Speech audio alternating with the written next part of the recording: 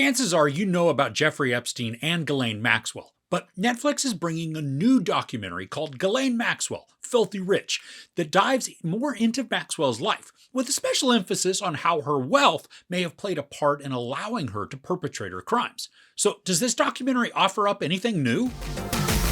Filthy Rich goes beyond the headlines of the Ghislaine Maxwell case to tell the definitive story of Epstein's mysterious accomplice, illuminating how her class and privilege concealed her predatory nature. So I think this is going to be a fairly short review. If you're familiar at all with the case of Epstein and then Maxwell, there's not a lot of new information that's uncovered. In fact, a ton of this hour and 41 documentary is recounting the heinous things the couple did in assaulting young girls and women. Now, I think what this does extremely well is it gives us firsthand interviews with the survivors of the sexual assaults. We hear some very heartbreaking and disgusting accounts that I think are extremely difficult to hear. And even at times, we see the survivors almost reliving the trauma as they retell what happened. The interviews are handled well, and they don't feel exploitative, but they are emotional. And the other angle this tackles is how Maxwell's wealth and privilege allowed her to be the predator that she was. In some ways, even how she was groomed to be that way by her father. Now, that dude was a womanizer and misogynist, and the relationship, it sounds creepy and pretty disturbing. Now, it is satisfying to know that Maxwell was convicted, and there's a sense of triumph and even relief from the survivors of the assaults.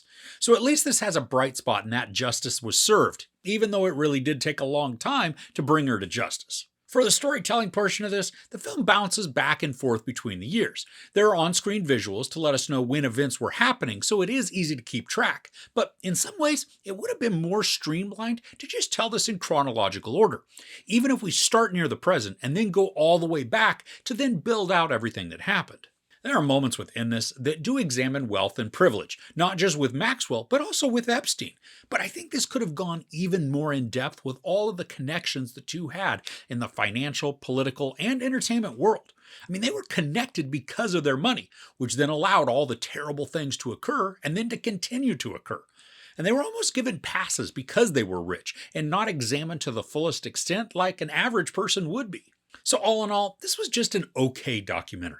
The content is told in intriguing and informative ways, and then is backed up by primary source interviews. But this doesn't shed much new light on anything that occurred with Maxwell, other than how she was convicted in the middle of 2022. So if you're completely unfamiliar with the case, this will probably be a very shocking and eye-opening watch. But if you know anything about Maxwell and Epstein, or you've seen any of the other numerous documentaries about either of them, this is mostly a rehash with a very emotional weight to it thanks to the interviews. There's no sex or nudity, a bunch of profanity, and while no violence is shown, there are a bunch of detailed accounts of sexual assault. Now, as a reminder, I don't give couch ratings to documentaries, but Ghislaine Maxwell, Filthy Rich, is available to watch, and it's decent if you don't know much about her. Otherwise, you'll probably want to give this one a pass. So, have you seen any good documentaries lately? I'd love to hear about them in the comments below. If you enjoyed this review, please give it a like. Also, don't forget to share and subscribe. I'm Chris. This is Movies and Munchies. Thanks for couching with me.